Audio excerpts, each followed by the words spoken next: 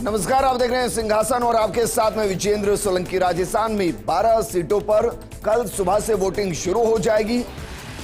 मतदान जिन मतपेटियों में कैद होना है, जो ईवीएम पोलिंग बूथ पर इस्तेमाल होनी है, वो रवाना हो चुकी है और जिन मतदान कर्मियों को मतदान कराना है वो भी अपने अपने मतदान बूथ तक पहुंचने की तैयारी कर चुके हैं और ज्यादातर निकल भी चुके हैं।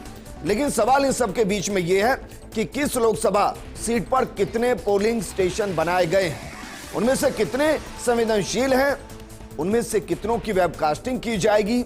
और कुछ सवाल ऐसे होते हैं जो आपके जहन में हमेशा होते हैं, जैसे कि अब अगर मतदान पेटियां पोलिंग बूथ के लिए रवाना हुई है तो पोलिंग बूथ में कहां रखी जाएंगी, उनकी सुरक्षा कैसे होगी, सुबह जब उन पर मॉक पोल होगा तो उस दौरान कौन कौन मौजूद रहेगा। और जिस पर एक बड़ा सवाल खड़ा होता है कि क्या वोटिंग निष्पक्ष होगी। हमने ये प्रोग्राम आपके लिए इसीलिए किया है ताकि हम आपको समझा सकें कि ये पूरी प्रक्रिया कितनी निष्पक्ष होती है, कितनी पारदर्शी होती है और किस तरीके से जब आप वोट करने पहुंच रहे होते हैं उससे पहले तमाम चीजों को चेक किया जाता है, रीचेक किया जाता है। तो आज बात इसी मुद्दे पर।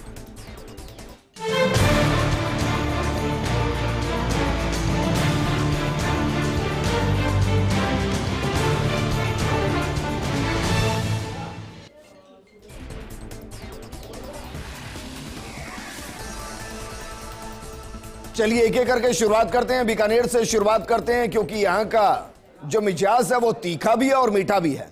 तो सबसे पहले आपको बताते हैं कि इस सीट पर किस किस के बीच में मुकाबला है। जरा देखिए, यहां गोविंदराम मेघवाल कांग्रेस की तरफ से है और अर्जुना मेघवाल बीजेपी की तरफ से है। सियासी समीकरण हम आपको बता चुके हैं, लेकिन आज हम आपको यहां किस तरीके से वोटिंग होगी, कितने पोलिंग बूथ बनाए गए हैं, कितने संवेदनशील, ये पूरी जानकारी देते हैं। जरा देखिए, बीकानेर के अंदर जो पोलिंग स्टेशन बनाए गए हैं वो पोलिंग स्टेशन, जरा ग्राफिक्स डालिए। बीकानेर लोकसभा क्षेत्र में कुल 1685 मतदान केंद्र बनाए गए हैं। इनमें से देखिए जरा, कुल जो पोलिंग स्टेशन है वो 1685 है। इनमें से 1627 मतदान केंद्र, 58 सहायक मतदान केंद्र और इस सीट पर कुल 211 क्रिटिकल बूथ है। इनमें से 81 पर सेंट्रल आर्म्ड फोर्स के हथियारबंद जवान तैनात रहेंगे। उसके अलावा अगर बात की जाए तो बाकी की जो 130 क्रिटिकल बूथ है उस पर एक हेड कांस्टेबल होगा और उसके अलावा अगर बात की जाए तो स्टेट पुलिस इस पर तैनात रहेगी। गार्ड स्टेट पुलिस का एक जवान भी इस पर तैनात रहेगा। हम बात करें बीकानेर की, डॉक्टर ऋतुराज हमारे साथ जुड़े हुए हैं। डॉक्टर ऋतुराज, क्योंकि बीकानेर और मैं ओवरऑल समझना चाहता हूं कि कैसे तय होता है कि भाई क्रिटिकल बूथ ये है, संवेदनशील बूथ ये है, इस बूथ की वेबकास्टिंग करानी है, ये तय कैसे होता है? देखिए, सबसे पहले तो जो क्षेत्र में जो पृष्ठभूमि होती है, किस तरह की पृष्ठभूमि रही है, कम मतदान हुआ है, ज़्यादा मतदान हुआ है, या कहीं कहीं ये देखा जाता है कि मतदान एकदम से बहुत ज़्यादा होता है जिसके आशंका ये रहती है कि फेक वोटिंग होती है। हालांकि ऐसा आजकल बहुत कम होता है, तो उस पहले तो वो फैक्टर लिया जाता है, फिर सेक्टर मजिस्ट्रेट और पर्यवेक्षक जो वहाँ पे होते हैं वो अपनी रिपोर्ट बनाते हैं। इसके साथ साथ जो प्रत्याशी हैं उनसे भी रैंडमली सवाल पूछकर ये जाना जाता है कि वो क्रिटिकल है, और क्रिटिकल है तो किस तरह का क्रिटिकल है। और जो वहाँ पर आपराधिक पृष्ठभूमि का यदि प्रत्याशी खड़ा है, उस तरीके का अगर कोई सेंसिटिव मामला अगर बनता है, हाल फिलहाल में कोई ऐसी घटना बन रही हो, चाहे वो राजनीतिक सियासी घटना हो, चाहे वो अन्य तरह की घटना हो, आपराधिक घटना हो, तो उन तमाम बातों को दायरे में लेते हुए ये तय किया जाता है कि सेंसिटिव बूथ हो सकते हैं। सेंसिटिव बूथ के अपने अलग पैमाने होते हैं। इसमें वल्नरेबिलिटी मैपिंग होती है और वो भारत निर्वाचन आयोग के अधिकारी। सर, मान लेते हैं कि भाई कोई एक सेंसिटिव बूथ है। अब जरा ये बताइए, उस सेंसिटिव बूथ में और सामान्य बूथ में सुरक्षा में कितना अंतर होता है? देखिए, यदि सेंसिटिव बूथ है तो उसमें चुनाव आयोग यह तय करता है कि वो सबसे पहले तो वर्गीकरण होता है कि किस आधार पर किस तरह का सेंसिटिव बूथ है। अगर मान लीजिए वो सबसे ज़्यादा संवेदनशील बूथ है जिसमें हर तरह से आशंका है कि कुछ गड़बड़ी की जा सकती है, तो उसको नंबर 1 सुरक्षा, जिसमें ये मान सकते हैं कि सीएपीएफ के जवान, अर्धसैन्य बल वहाँ पर तैनात होते हैं। इसके साथ साथ कहीं कहीं ज़रूरत पड़ने पर सीएपीएफ के साथ साथ आरएसी की बटालियन का इस्तेमाल किया जाता है। और जो स्थानीय पुलिस है, राजस्थान पुलिस, वह तो इस्तेमाल होती ही होती है। तो अगर हम बात करें तो ओवरऑल राजस्थान में ऐसी 150 कंपनियां तैनात हैं। तो निश्चित तौर पर अगर मोटे तौर पर बात करें तो यदि इसको सीधे सीधे गुणा कर लें तो 50 से 57 जने अगर एक जो बल रहता है वो रहता है एक कंपनी में, तो इसको गुणा करके हम समझ सकते हैं कि ये कितनी बड़ी स्थिति होगी कि सुरक्षा बल कहाँ तैनात किए जा सकते हैं। ठीक है, आगे बढ़े, लेकिन उससे पहले झुंझुनू का मिजाज आपको बताते हैं। सबसे पहले जरा दिखाइए कि झुंझुनू के अंदर मुकाबला किस किस के बीच में है, क्योंकि हम 12 सीटों का एनालिसिस करते हुए हर एक सीट पर बात करेंगे। झुंझुनू में ब्रजेंद्र रोला कांग्रेस की तरफ से, जबकि शुभकरण चौधरी बीजेपी की तरफ से है। अब यहाँ की बूथ की स्थिति भी आपको समझा देते हैं कि झुंझुनू लोकसभा सीट पर जरा देखिए 1730 कुल बूथ बनाए गए हैं। अब इनमें से सेंसिटिव कितने हैं ये भी हम आपको बताते हैं, लेकिन इनमें से 56 बूथ ऐसे हैं जिनकी कमान महिलाओं को सौंपी गई है। इसका मतलब अंदर जो मतदान कराने की व्यवस्था में होंगे वो सब महिलाएं होंगी, और इन बूथों पर जो पूरी तरह से काम होगा वो महिलाएं करेंगी। 56 बूथों पर युवा और 7 बूथों की कमान दिव्यांग संभालेंगे। ये एक अलग तरीके की पहल की गई है। इसके अलावा आगे बात करते हैं, अलवर की बात करते हैं। अलवर में जरा देखिए मुकाबला किस किस के बीच में है, क्योंकि अलवर एक हॉट सीट है। अलवर में अगर वैसे कहा जाए तो मुकाबला कांग्रेस की तरफ से ललित यादव हैं और बीजेपी की तरफ से भूपेंद्र यादव हैं। इस सीट के पोलिंग स्टेशंस और वहां की स्थिति को भी एक बार ग्राफिकली समझ लेते हैं। अलवर लोकसभा सीट में कुल 8 विधानसभा क्षेत्र आते हैं। इनमें अलवर शहर है, अलवर ग्रामीण है, बहरोड है, मुंडावर है। इसके अलावा अगर बात करें तो किशनगढ़ बास है, तिजारा है, रामगढ़ है, राजगढ़, लक्ष्मणगढ़ है। इस सीट पर कुल 1925 वोटिंग के लिए बूथ बनाए गए हैं। अलवर सीट पर करीब 100 महिलाओं को वोटिंग का जिम्मा दिया गया, यानी कि वो संभालेंगे उन बूथों को। और कई बूथ ऐसे जहां महिला कर्मचारियों के जिम्मे भी वोटिंग रहने वाली है, पूरी व्यवस्था रहने वाली है। डॉक्टर ऋतुराज, सवाल मेरा दरअसल इसी से जुड़ा हुआ आपसे सवाल यह है कि क्या ये जिम्मेदारी हम जिस तरीके से बांटते हैं उसका मकसद यह होता है कि वोटिंग परसेंटेज को बढ़ाया जाए, क्योंकि अगर कहीं पर महिला वोटर होंगी, ज्यादा होंगी, या कहीं पर महिला किसी बूथ पर वोटिंग कम कर रहे हैं, तो क्या उसको ध्यान में रखते हुए महिलाओं को कमान दी जाती है ताकि हिचकिचाहट ना रहे और वो आसानी से वोटिंग कर सके? देखिए, ये जो वर्गीकरण है, मान लीजिए दिव्यांग केंद्रित मतदान केंद्र है या महिला केंद्रित है मतदान केंद्र, ये निश्चित तौर पर जो विश्वास बढ़ाने की पहल की ही कोशिशों के रूप में देखा जाता है। यदि आप कहते हैं कि महिला आधारित, महिला केंद्रित मतदान केंद्र, महिला संचालित मतदान केंद्र, तो ऐसा नहीं है कि वहाँ पर महिलाओं की संख्या बहुत ज़्यादा होगी इसलिए, बल्कि वहाँ पर यह पैमाना सुनिश्चित किया जाएगा कि महिलाओं को वोटिंग के लिए कोई किसी तरह की भय नहीं हो, किसी तरह का कोई प्रलोभन नहीं हो। इस तरह का जो वातावरण है वो ये भी हो सकता है कि किसी बूथ पर महिलाओं को वोटिंग परसेंटेज कम रहा हो, उसको बढ़ाने के लिए महिलाओं को जिम्मेदारी दे दी गई हो।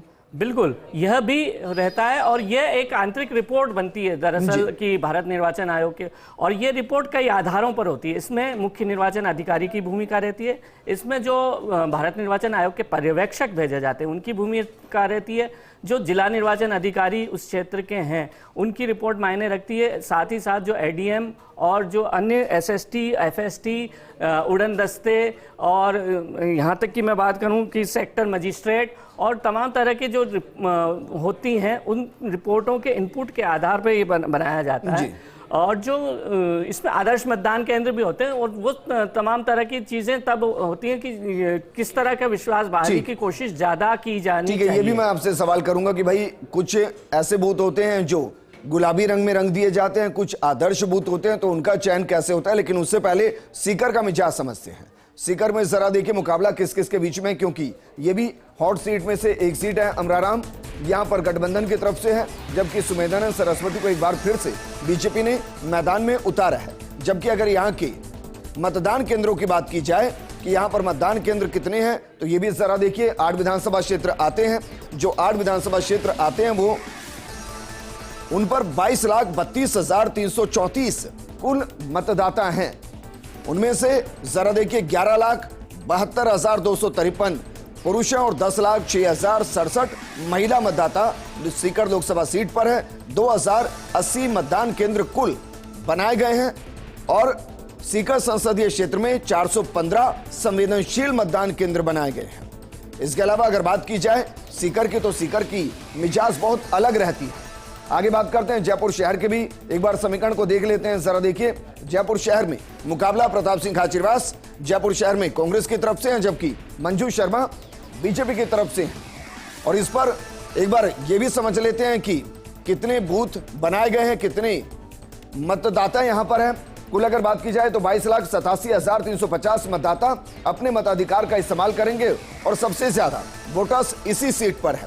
11,90,851 पुरुष हैं, 10,96,417 इस पर महिला वोटर्स हैं। वहीं अगर पोलिंग स्टेशन की बात की जाए तो इस पूरी सीट पर 82 थर्ड जेंडर के भी मतदाता हैं जो वोट का इस्तेमाल करेंगे।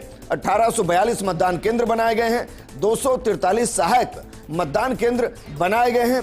इसके अलावा अगर बात की जाए तो जयपुर शहर सीट के 941 मतदान केंद्रों पर लाइव वेबकास्टिंग होगी। यह एक बड़ा आंकड़ा है। 2000 में से 941 पर वेबकास्टिंग जो होगी वो लाइव होगी। और इसी पर मेरा सवाल है डॉक्टर ऋतुराज आपसे दो। एक तो सहायक मतदान केंद्र का मतलब क्या होता है, पहला सवाल। दूसरा, जयपुर शहर में 941 की वेबकास्टिंग की जा रही है, क्या सबसे ज्यादा डर जयपुर शहर को लेकर है? देखिए, ये जो जयपुर शहर का जो वेबकास्टिंग का है, ये अधिकतर वो क्षेत्र हो सकते हैं जो ग्रामीण क्षेत्र हैं, जो कि बस्ती से सटे हुए हैं, या मान लीजिए जो ग्रामीण इलाके से सटे हुए हैं, वो क्षेत्र ज़्यादा समझ में आते हैं। और जो जयपुर है वो निश्चित रूप से पूर्वी राजस्थान का एक प्रमुख केंद्र है और राजधानी भी होने के नाते जयपुर में सेंसिटिव केंद्रों की संख्या ज़्यादा है। ये मानकर हमें चलना चाहिए कि सेंसिटिव केंद्र में 100% सेंसिटिव केंद्रों की वेबकास्टिंग तो हो ही रही है। सिटी है, यहाँ वेबकास्टिंग आसान है, इसलिए इतनी वेबकास्टिंग नहीं, वेबकास्टिंग आसानी के आधार पर नहीं की गई है। वेबकास्टिंग निश्चित तौर पर जो संवेदनशीलता के आधार पर ही की गई है, जहां से लाइव तस्वीरें देखकर वहीं की वहीं नियंत्रित की जा सके चीजों को। अच्छा, सहायक मतदान केंद्र का सहायक मतलब मतदान केंद्रों की जहां तक बात है, तो सहायक मतदान केंद्र वो मतदान केंद्र होते हैं जो मूल मतदान केंद्र से ही सटे होते हैं, उन्हीं के पास की स्थिति होती है। लेकिन उसमें जो निर्धारित बूथ में जितने वोटर होने चाहिए, उस वोटर से ज़्यादा वोटर बाद में जुड़ते हैं और आज सामने आते हैं, क्योंकि जो ये सतत प्रक्रिया होती है। एक ईवीएम में एक मतदान केंद्र पर कितनी वोटिंग हो सकती है? जरा सवाल फिर से दोहराएंगे भाई। एक ईवीएम जो लगी हुई है एक मतदान केंद्र पर, या एक मतदान केंद्र की मैक्सिमम स्ट्रेंथ कितनी हो सकती है, कितने लोग वोट कर सकते हैं? देखिए, जो मतदान केंद्र की है उसमें 1200 का दिया हुआ है, लेकिन कई बार हम देखते हैं कि जो बाद तक नाम जुड़ते रहते हैं, क्योंकि सतत होती है प्रक्रिया, और जो नामांकन है उसके 10 दिन पहले तक नाम जोड़ने की स्वतंत्रता चुनाव आयोग ने जो मतदाता को दी है, उसके आधार पर ज्यादा से ज्यादा समावेशी चुनाव हो, इसको लेकर यह पहल की जाती है। तो इसी का काम सहायक मतदान केंद्र सहायक मतदान केंद्र को जोड़ा जाता है, और वो सहायक मतदान केंद्र के पास की ही जगह होती है, लेकिन वो सहायक मतदान केंद्र के तौर पर यूज की जा सकती है। ठीक है, कुछ और सीटों का एक बार समीकरण देख लेते हैं। जयपुर ग्रामीण को जरा चलाइए। जयपुर ग्रामीण के अंदर अनिल चोपड़ा जो है वो कांग्रेस की तरफ से और राव राजेंद्र बीजेपी की तरफ से है। इस पर एक बार ये भी देख लेते हैं कि यहाँ के समीकरण क्या कुछ है और कितनी यहाँ पर कुल वोटर्स हैं। 21,84,978 मतदाता अपने वोट का इस्तेमाल करेंगे। इसमें से अगर बात की जाए तो 11,45,437 पुरुष हैं, और अगर महिला मतदाता की बात की जाए तो 10,39,533 महिला मतदाता हैं। यहाँ 8 थर्ड जेंडर वोटर भी अपने वोट का इस्तेमाल करेंगे। उसके अलावा अगर बात की जाए तो 2008 मतदान केंद्र और उनमें से 120 उससे अलग सहायक मतदान केंद्र बनाए गए हैं। जयपुर ग्रामीण सीट के 928 मतदान केंद्रों पर लाइव वेबकास्टिंग की जाएगी। यानी कि जयपुर ग्रामीण और जयपुर शहर को मिला लिया जाए तो दोनों को मिलाकर ही लगभग 2000 के आसपास ऐसे मतदान केंद्र होंगे जिनकी सीधी वेबकास्टिंग की जाएगी। अगली सीट भी एक बार देख लेते हैं। श्रीगंगानगर सीट जरा चलाइए। श्रीगंगानगर सीट पर कांग्रेस की तरफ से कुलदीप इंदौरा मैदान में, जबकि बीजेपी की तरफ से प्रियंका बालान मैदान में है। इस सीट पर भी जरा देख लेते हैं कि यहां कितने वोटर्स हैं। 8 विधानसभा दरअसल इस लोकसभा क्षेत्र के अंतर्गत आती है, जहां मतदाता अपने मत का इस्तेमाल करेंगे। अगर कुल मतदाता की बात की जाए तो 21,02,002 वोटर अपने मताधिकार का इस्तेमाल करते हुए नजर आएंगे। इनमें से 10,96,432 पुरुष मतदाता है, जबकि अगर महिला मतदाताओं की बात की जाए तो महिला मतदाता इस सीट पर 10,05,505 है और 65 third gender voter Sriganganagar Lok Sabha seat पर है। इस पर 2016 कुल मतदान केंद्र बनाए गए हैं और ये श्रीगंगानगर। इसके अलावा बात करते हैं करौली धौलपुर की। करौली धौलपुर को जरा देखिए कि यहां मुकाबला किस किस के बीच में। भज्जनलाल जाटव कांग्रेस की तरफ से है, इंदु देवी जाटव बीजेपी की तरफ से है। यहां जरा बताइए इसके आंकड़े, यहां के आंकड़े क्या कुछ हैं, कितने वोटर्स हैं। इस सीट पर अगर बात करें तो 19,72,600 से ज्यादा मतदाता हैं और इस सीट पर 1957 पोलिंग बूथ बनाए गए हैं। मतदान केंद्रों पर अतिरिक्त पुलिस जाब्ता तैनात रहेगा। शायद संवेदनशील यहां मतदान केंद्रों की संख्या ज्यादा है और इसी वजह से ऐसा किया जा रहा है। दौसा सीट भी चलाइए जरा, क्योंकि करौली धौलपुर से लगती ही सीट है। तो दौसा देखिए, मुरारी लाल मीणा यहां कांग्रेस की तरफ से और कन्हैया लाल मीणा यहां बीजेपी की तरफ से है। इस सीट के अगर समीकरणों को देखते हैं कि कल कितने बूथों पर यहां वोटिंग होगी, तो सबसे पहले देखिए जरा 19,03,320 मतदाता दौसा लोकसभा क्षेत्र में है। इनमें से 12,12,000 मतदाता दौसा जिले की 5 विधानसभाओं के हैं। इसके अलावा 6,90,000 मतदाता बस्सी, चाकसू, थानागाजी विधानसभा क्षेत्र से, अलवर और जयपुर भी से अटैच होता है। और 1965 मतदान केंद्र कुल दौसा लोकसभा क्षेत्र में बनाए गए हैं और यह भी एक तरीके से संवेदनशील लोकसभा सीट है। इसके बाद अगर बात करें भरतपुर की, तो भरतपुर भी जरा देखिए। अगर भरतपुर में मुकाबला देखते हैं तो संजना जाटव कांग्रेस की तरफ से और रामस्वरूप कोहली बीजेपी की तरफ से। इस सीट के अगर आंकड़ों को देखें तो आंकड़े बताते हैं कि इस सीट पर 21 लाख से ज्यादा या कहें 21,14,916 कुल मतदाता हैं। उनमें से अगर बात करें पुरुष मतदाताओं की, तो पुरुष मतदाता 11,26,578 हैं। वहीं महिला मतदाताओं की बात की जाए तो 9,88,317 महिला मतदाता है। इस पर थर्ड जेंडर 21 मतदाता हैं जो अपने मत का इस्तेमाल करेंगे। कुल मतदान केंद्रों की अगर बात करेंगे तो 2024 मतदान केंद्र हैं और सहायक बूथ बनाए गए हैं। इस पर 30 महिला कार्मिक प्रतिबंधित बूथ यहां प्रबंधित बूथ यहां पर 64 है जो महिलाओं के द्वारा संचालित की जाएंगे, जबकि युवा कार्मिक जिनको संचालित करेंगे वो भी संख्या यहां 64 है। दिव्यांग जिनको संचालित करेंगे वो बूथ संख्या 8 है। मॉडल बूथ भी इस पर 8 बनाए गए हैं और क्रिटिकल मतदान केंद्र, संवेदनशील मतदान केंद्र इस पर 480 हैं। चूरू को भी एक बार समझ लेते हैं। चूरू लोकसभा सीट को जरा चलाइए। चूरू में राहुल कसबा कांग्रेस की तरफ से और देवेंद्र झाझड़िया बीजेपी की तरफ से। अगर इस सीट पर पोलिंग स्टेशंस की बात की जाए तो यहां सबसे पहले आपको बताते हैं मतदाता कितने हैं। 22,22,213 मतदाता मत का इस्तेमाल करेंगे। इनमें से अगर पुरुष मतदाता की बात करें तो 11,64,762 पुरुष मतदाता हैं। इनमें से 10 लाख इससे इतर 57,435 महिला मतदाता हैं जो अपने मत का इस्तेमाल करेंगी। इस सीट पर 16 ट्रांसजेंडर भी अपने मत का इस्तेमाल करेंगे। कुल बूथ की बात की जाए तो 2,129 मतदान केंद्र बनाए गए हैं और 392 संवेदनशील बूथ इस पर रहने वाले हैं। नागौर को जरा चलाइए। नागौर में मुकाबला हनुमान बेनीवाल वर्सेस ज्योति मिर्धा के साथ है। यहां हनुमान बेनीवाल एक तरीके से गठबंधन में है और ज्योति मिर्धा बीजेपी की तरफ से है। इस सीट पर भी जरा आपको बताते हैं कि कितने यहां पर मतदाता हैं और कितने स्टेशंस बनाए गए हैं। इस पर 21,46,725 मतदाता कुल हैं। उनमें से अगर बात करें पुरुष मतदाताओं की तो 11,07,801 मतदाता हैं और महिला मतदाता 10,35,128। थर्ड जेंडर मतदाता इस सीट पर 12 हैं। कुल अगर मतदान केंद्रों की बात करें तो 2010 मतदान केंद्रों में से 1005 मतदान केंद्रों पर लाइव वेबकास्टिंग की जाएगी। इंटरेस्टिंग है, बेहद इंटरेस्टिंग है, क्योंकि 50% मतदान केंद्रों पर वेबकास्टिंग की जाएगी। इसके बाद अगर बात करें तो ये समझ में आएगा आपको कि जिन जिन लोकसभा सीटों पर वेबकास्टिंग ज्यादा की जा रही है वहां दरअसल संवेदनशील बूथ ज्यादा है।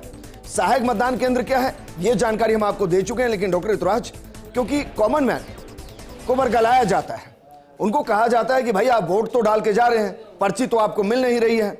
फिर कुछ पार्टियां कहती हैं कि नहीं, आपका वोट डलता किसी को है, जाता किसी को, बताते किसी को है। तो यह बताइए कि जो पोलिंग पार्टियां ईवीएम को लेकर मतदान केंद्रों की तरफ रवाना हुई हैं और कुछ पहुंच भी गई होंगी, अभी बताइए ईवीएम को कहां रखा जाएगा उस मतदान केंद्र में, सुरक्षा कैसे होगी, सुबह जब उन ईवीएम को खोला जाएगा किन किन की मौजूदगी में खोला जाएगा, और फिर जो मॉक पोल होगा वो कैसे होगा।